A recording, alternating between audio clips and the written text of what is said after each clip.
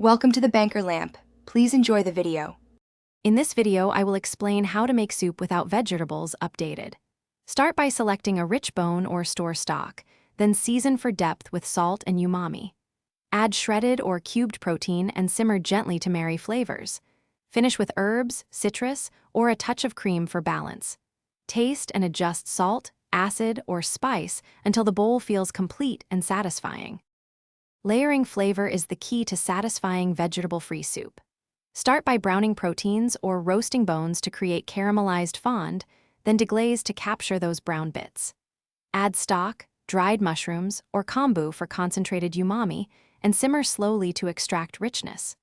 Skim impurities, season gradually, and finish with a bright acid or fat to round the mouthfeel for a comforting, soulful bowl that still feels lively. If you are enjoying this guide, please subscribe and like so I can keep sharing practical recipes. Quick recommendation. I love these leak-proof meal prep containers for storing soup and leftovers.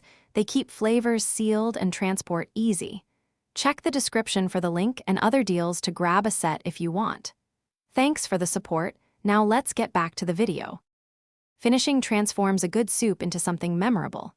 Taste first, then balance with salt and acid like lemon or a little vinegar, and add a tiny pinch of sugar if the stock needs smoothing.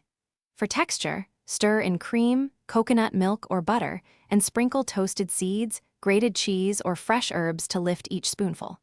Serve warm with crusty bread or rice for a complete, comforting meal. Thanks for watching. If this was helpful, leave a like and consider subscribing. See you next time.